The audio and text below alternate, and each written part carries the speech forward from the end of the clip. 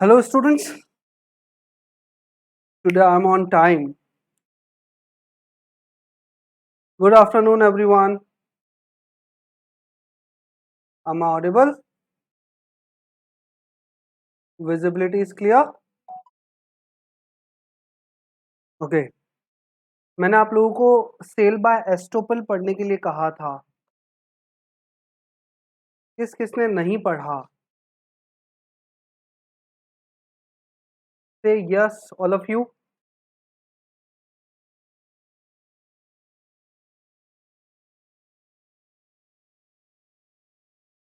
अरे आपके कोई आंसर ही नहीं दे रहा है. अमीशा, पढ़ा बच्चा?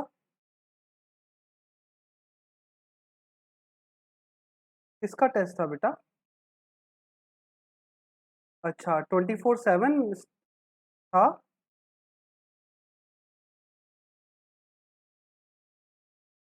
चलो कोई बात नहीं. दर्शिता, आपके भी टेस्ट होगा बच्चा.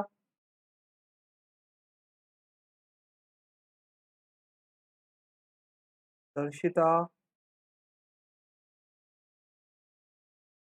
प्रिया, रितिका, दीक्षा एंड तन्वी, सबके टेस्ट था क्या? हाँ हाँ, समझ गया मैडम मैं आपकी. चलिए कोई नहीं, जैसी आपकी भावना. Okay, sale by estoppel section 27 students, ये कहता है कि जब भी कोई पर्सन किसी गुड्स को सेल करने के लिए इनिशिएट होता है तो बायर अनकंडीशनल ये बिलीव कर सकता है कि जो पर्सन मुझे गुड्स सेल कर रहा है उसके पास उस गुड्स की ओनरशिप है. अब सपोज दैट मैं जैसे क्लास में एंट्री ली, मैंने दीक्षा ने कहा सर मेरे पास एक चॉकलेट है सर, परचेज करोगे क्या? मैंने कहा ठीक है यार, परचेज कर लेते, चॉकलेट ही तो है. तो इसने 5 स्टार मुझे, 5 रुपए वाली 5 स्टार मुझे सेल कर दी. जब मैं क्लास से निकल रहा था, तन्वी की एकदम एंट्री, आपको पता है तन्वी थोड़ा सा लेट आती है हमारी क्लास में. तो तन्वी आई क्लास में, बोले सर आपने मेरी चॉकलेट परचेज कर ली. मैंने कहा यार, पर चॉकलेट तो मुझे दीक्षा ने सेल करी. बोले सर वो चॉकलेट एक्चुअल में मेरी है.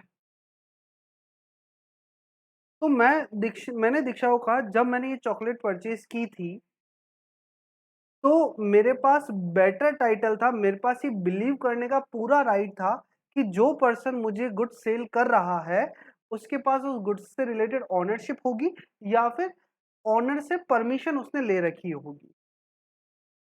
ठीक है, तो मेरे पास सेलर से बेटर टाइटल उस कंडीशन में हो सकता है. दीक्षा के पास चाहे ओनरशिप हो या ना हो, तन्वी मुझसे वो चॉकलेट वापस रिसीव करने का राइट नहीं रखेगी. Because because buyer has right to believe that the seller has authority to sell that goods and buyer get better title than the seller. अब बायर के पास पूरी की पूरी ऑथोरिटी, पूरी पूरी प्रॉपर्टी ओनरशिप ट्रांसफर हो चुकी है. Now Tanvi can file sue on Diksha. Tanvi मुझ पर स्यू फाइल नहीं कर सकती. तन्वी किस पर स्यू फाइल कर सकती है? दीक्षा पर. अंडरस्टूड? एक बार वापस समझना बच्चा, यहाँ पर एग्जाम्पल दिया हुआ है. A tells B in the presence of C that A is the agent of C. C maintains silence instead of denying. C ने कुछ भी नहीं कहा, C चुपचाप खड़ा रहा. गलती किसकी यहाँ पर? C की. C को बोलना चाहिए था नहीं सर ये जो बोल रहा है वो गलत है, मैंने इसको A को अपना एजेंट अपॉइंट नहीं किया है. और उसके बाद C की कोई प्रॉपर्टी A ने B को सेल कर दी. क्या C B की प्रॉपर्टी जो है उसको डिनाई कर सकता है क्या? नहीं कर सकता. बी के पास गुड टाइटल ऑफ गुड्स रहेगा. अंडरस्टूड? चलिए नेक्स्ट पॉइंट. हाँ बच्चा, बिल्कुल अवेयर होना चाहिए. पर मुझे एक बात बताओ, चॉकलेट को परचेज करते टाइम पर क्या मुझे चॉकलेट की आरसी कॉपी, कॉन्ट्रैक्ट, ये सब डिमांड करना चाहिए कि आपके नाम पर परचेज हुई नहीं हुई इसका बिल बताओ?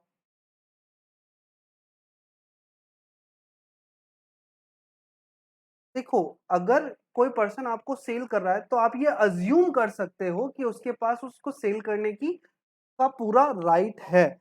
It can be assume.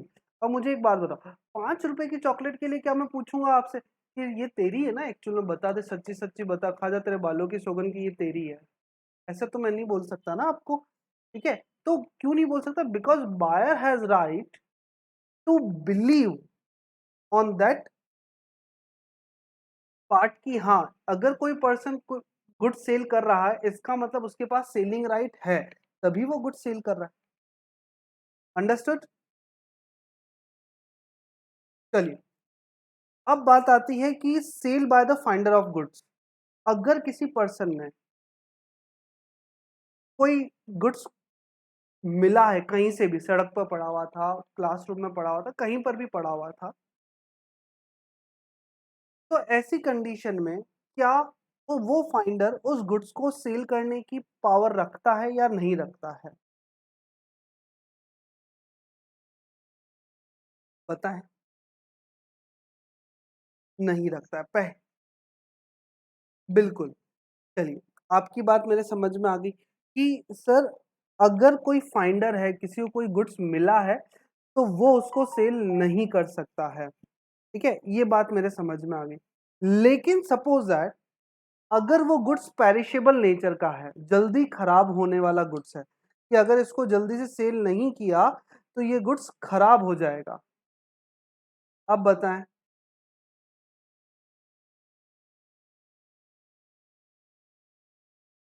तब वो गुड्स सेल करने की पावर रखता है, क्योंकि अगर ये गुड्स खराब हो गया, अगर ये गुड्स खराब हो गया तो ऐसी कंडीशन में वो गुड्स ना तो रियल ऑनर के काम आएगा, ना वो फाइंडर के काम आएगा। लेकिन अगर उसे जल्दी सेल कर दिया जाए तो हो सकता है कि बायर के वो गुड्स काम आ जाए। तो अगर गुड्स पेरिशेबल नेचर का है तो वो गुड्स सेल करने की पावर फाइंडर की होगी।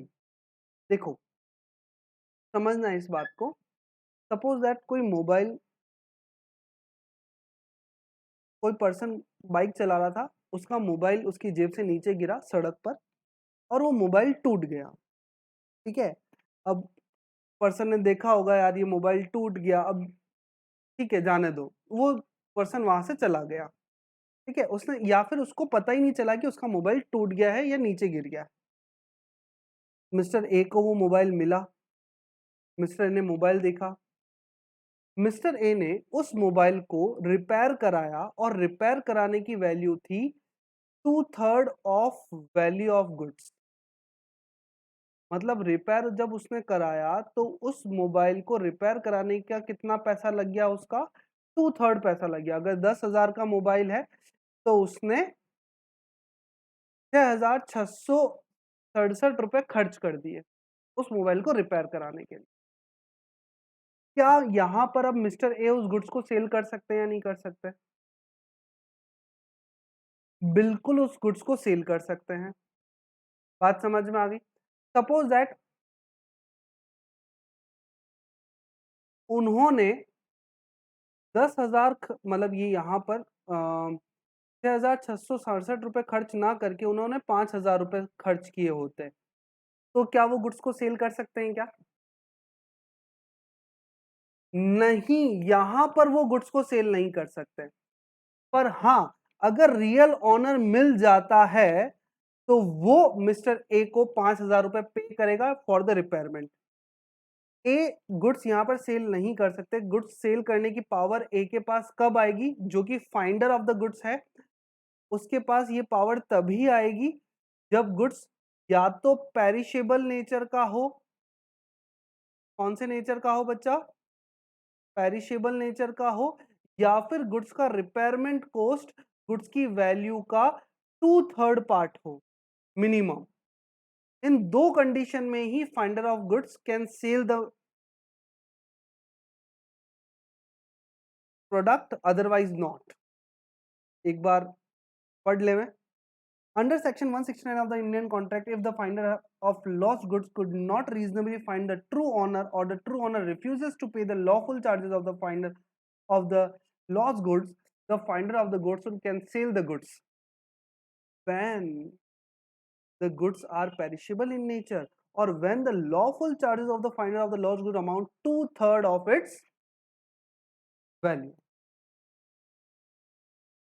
समझ में आया या नहीं आया? किसी को कोई डाउट हो तो बच्चा बता दो ना।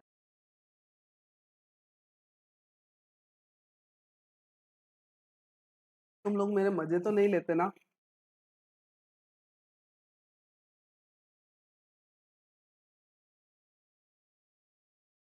जैसी आप लोगों की इच्छा। हाँ बच्चा, ऑनरशिप ट्रांसफर नहीं हुई। ऑनरशिप तो बेटा जो बायर होगा उसको ट्रांसफर होगी ना।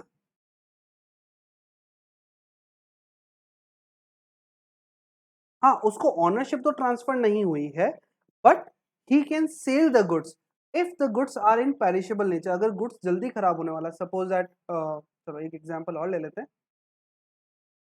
मिस्टर ए बाइक पर जा रहे थे, उन्होंने एक डेयरी बूथ से दूध खरीदा, सरस।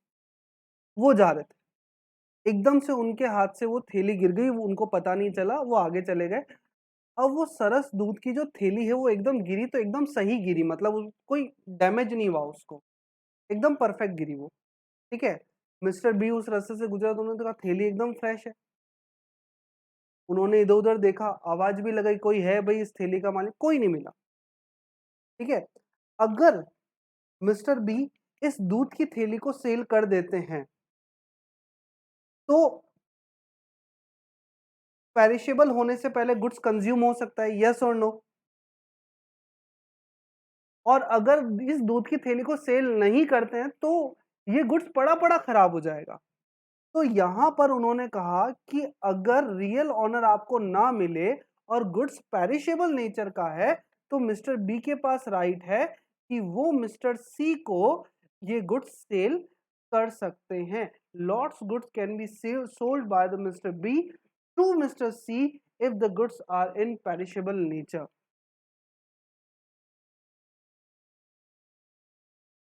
चलो अब ये भी बात कर लेते हैं। Suppose that goods perishable nature का नहीं है, तो ऐसी कंडीशन में मिस्टर बी के पास राइट नहीं होगा कि वो गुड्स को सेल करे, बिल्कुल भी राइट नहीं होगा। He should go to the police station और उसे पुलिस स्टेशन में वो गुड सबमिट करना चाहिए। मैंने वर्ड क्या बोला है बच्चा? He should go to the police station and submit that good. लेकिन सपोज दैट वो गुड्स डैमेज था, वो गुड्स क्या था बच्चा? डैमेज था। उन्होंने उस गुड्स को रिपेयर करवा लिया, मिस्टर बी ने उस गुड्स को रिपेयर करा लिया और 50% या 30% वैल्यू चार्ज हुई। उनको फ्यूचर में मिस्टर ए मिले कैसे भी करके कि भाई मोबाइल पे कॉल आया, कैसे भी करके उनको मिले मिस्टर ए, तो मिस्टर ए उस गुड्स को अब सेल करना चाहते हैं। तो before taking that goods he should pay them the value of the repayment. जो भी मिस्टर बी ने रिपेयर का अमाउंट खर्च किया है, मिस्टर बी को वो मिस्टर ए को वो अमाउंट मिस्टर बी को पेमेंट करना जरूरी होगा। हाँ बच्चा, बिल्कुल वो खुद भी कंज्यूम कर सकता है, वो खुद भी कंज्यूम कर सकता है। और कोई आदेश? नो। चलिए नेक्स्ट पॉइंट आता है students, sale by official receiver और असाइनी। छोटा सा एग्जांपल, मिस्टर एक्स की प्रॉपर्टी, टोटल प्रॉपर्टी की वैल्यू जो है वो है 1 crore rupees. Value of the property, value of the asset is 1 crore rupees. और उनके पास जो लाइबिलिटी है, मिस्टर ए की जो लाइबिलिटी है वो लाइबिलिटी आ रही है 3 करोड़ रुपीस। मुझे बताओ क्या होगा? 2 करोड़ रुपए से ही मिस्टर ए इंसॉल्वेंट होंगे।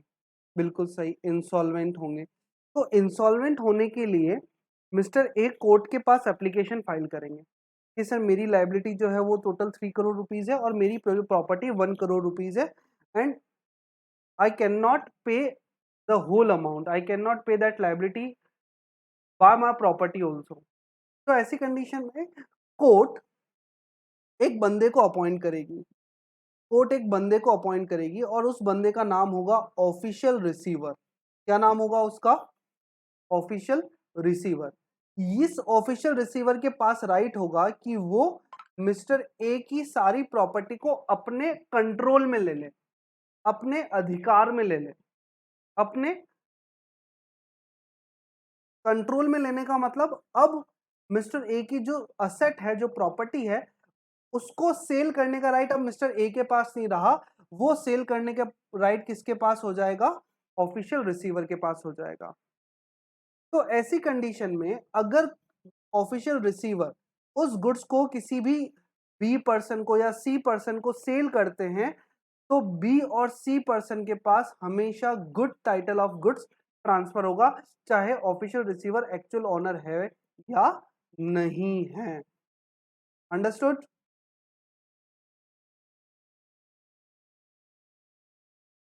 In case of insolvency of an individual, his official receiver or liquidator of the company can sell the goods and buyer thereof gets good title to it.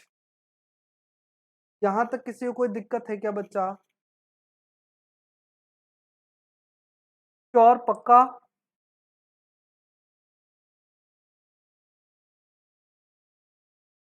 चल, conditions and warranties.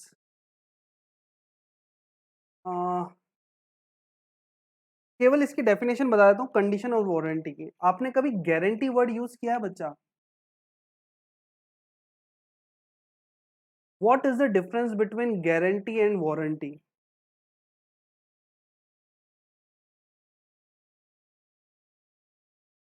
Sir, guarantee का मतलब होता है कि goods अगर मैंने कहीं से परचेज किया है और उसने मुझे एक पर्टिकुलर टाइम पीरियड की गारंटी दी है, क्या दी है? गारंटी दी है। और अगर उस गुड्स को कुछ भी हो जाता है, चाहे वो किसी भी कंडीशन में हो, कुछ भी हो जाता है उस गुड्स को, तो मैं वो गुड्स ले जाकर सामने वाले पर्सन को, सेलर को वापस रिटर्न कर सकता हूं, कॉन्ट्रैक्ट कैंसिल कर सकता हूं और मेरा पूरा का पूरा पैसा वापस मुझे लेने का राइट रहेगा। That is called guarantee and guarantee is known as condition. Guarantee को क्या बोलते हैं हम लोग? कंडीशन। अगर कंडीशन ब्रेक हुई है तो बायर के पास राइट है कि वो गुड्स को रिटर्न कर दे, अपना पूरा पैसा ले जाए और कॉन्ट्रैक्ट को कैंसिल कर सकता है। मतलब condition is the essential part of contract. But warranty, अभी जो मार्केट में आप जहां पर भी देखते हो सब जगह वारंटी मिलती, कहीं पे भी गारंटी नहीं मिलती। अगर कोई मुझसे पूछे कि यार इस बंदे की क्या गारंटी है, मैं हमेशा सबको ये कहता हूँ, भैया गारंटी तो किसी की भी नहीं है, वारंटी जरूर है। बोले वारंटी का मतलब क्या हुआ? बोले सर अगर वारंटी टूटती है तो गुड्स रिपेयर किया जा सकता है, गुड्स रिप्लेस किया जा सकता है, गुड्स को किसी भी कंडीशन से निकाल कर नया गुड्स आपको दिया जा सकता है, लेकिन कॉन्ट्रैक्ट तोड़ा नहीं जा सकता। You can not take your money back. That is called warranty. ठीक है ना? अब वारंटी का मतलब समझना, warranty is not the essential part of the contract. और अगर कोई वारंटी टूटती है तो आप ये नहीं कह सकते कॉन्ट्रैक्ट सेल खत्म करो और मुझे मेरा पैसा वापस दे दो। पैसा तो आपको तभी मिलेगा जब कंडीशन टूटे, वरना कॉन्ट्रैक्ट ऑफ सेल अगर हो गया तो वो अग्रीमेंट लॉफुल अग्रीमेंट है, एनफोर्सेबल है। अंडरस्टूड और नॉट? अब आप लोग मुझे बताओ, आपके मोबाइल के साथ आपकी गारंटी आई थी या वारंटी आई थी?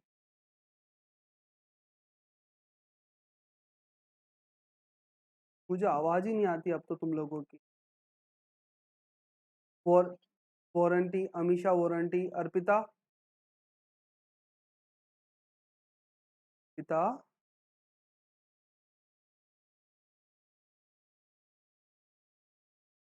Ma'am are you here?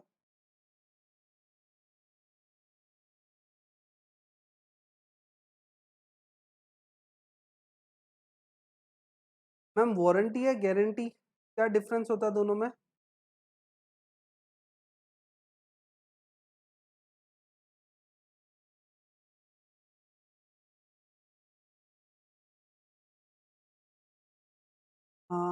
Arpita ji, warranty और गारंटी में डिफरेंस कुछ और होता है बेटा, दोनों में टाइम पीरियड होता है, पर वारंटी में कॉन्ट्रैक्ट कैंसिल करने की पावर मिलती है।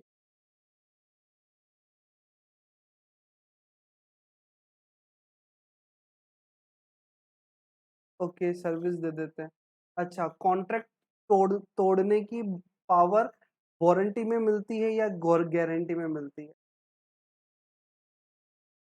गारंटी में मिलती है, पक्के से पता है?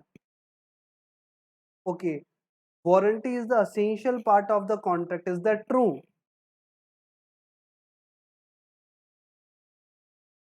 अरे madam, warranty is the bylaw of the contract, guarantee is the essential part of contract, condition is the essential part of the contract. अगर कंडीशन टूटी तो कॉन्ट्रैक्ट टूटा, वारंटी टूटी तो कॉन्ट्रैक्ट पर कोई इफेक्ट नहीं पड़ेगा, पर हाँ, आपको रिप्लेस करना पड़ेगा, रिपेयर करना पड़ेगा, जो भी करना पड़ेगा आपको करना पड़ेगा, पर कॉन्ट्रैक्ट तोड़ने का राइट किसी भी पर्सन के पास नहीं होगा।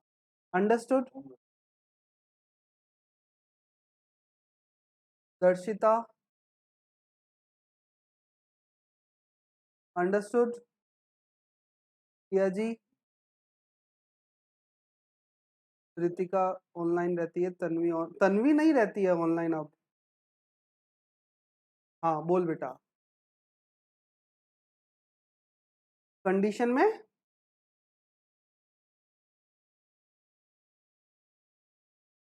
वो तो होना जरूरी, मतलब एक बार एग्जाम्पल दो, एग्जाम्पल दो अपना। हाँ, अब मोबाइल खो गया है बच्चा, तो वो कंडीशन का पार्ट नहीं होगा। ठीक है, कंडीशन का पार्ट कब होगा? जब गुड्स की बॉडी डैमेज हो गई, गुड्स का कोई सॉफ्टवेयर डैमेज हो गया, गुड्स चल नहीं रहा, तो आप कॉन्ट्रैक्ट अब खो गया, तो अब इसमें तो सेलर की क्या गलती बेचारे की? सेलर तो अब मोबाइल के जीपीएस सिस्टम लगाए तब है। ठीक है, तो मोबाइल खोने की कोई कंडीशन नहीं होती है, पर हाँ, अगर मोबाइल टूट जाता है, खराब हो जाता है, कुछ भी हो जाता है और आपके पास पावर है कि आप उस मोबाइल को देकर अपना पैसा वापस ले सकते हो और कॉन्ट्रैक्ट तोड़ सकते हो, तो वो कंडीशन है। और अगर आपके पास ये पावर नहीं है तो वो वारंटी है। अंडरस्टूड? अभी कोई दिक्कत? पक्के से? हाँ बेटा। देखो, ये कंडीशन में गुड्स रिप्लेस करना बायर का राइट है। Buyer can convert the condition into the warranty. Buyer अगर चाहता है कि नहीं सर, आप गुड्स का पैसा मत दो, आप तो रिप्लेस करके ही दे दो, तो buyer can convert that condition into the warranty, but seller के पास ये पावर नहीं होगा। ध्यान रखना, buyer can convert condition into the warranty, but warranty can not be converted into the condition. अगर वारंटी मिली है तो आप उसे कंडीशन में कन्वर्ट नहीं कर सकते, कंडीशन को आप वारंटी में कन्वर्ट कर सकते। आप किसी पर्सन के पास जाएं, उसने आपको 2 साल की गारंटी दे रखी है, वो गुड्स खराब हो जाता है, तो या तो वो गुड्स उसके मुंह पे मार के पैसा वापस ले लो, या फिर आप बहुत ही सोफिस्टिकेटेड तरीके से जाओ, यार भाई गुड्स खराब हो गया है, तो ऐसा कर, पैसा नहीं चाहिए तो इस गुड्स को रिप्लेस करके नया दे दे। तो it means you can convert your condition into the warranty. Understood? और कोई दिक्कत?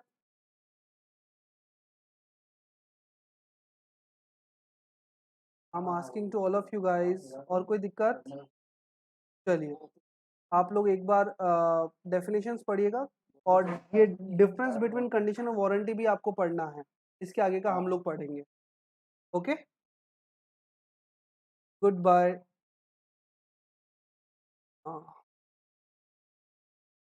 अब आ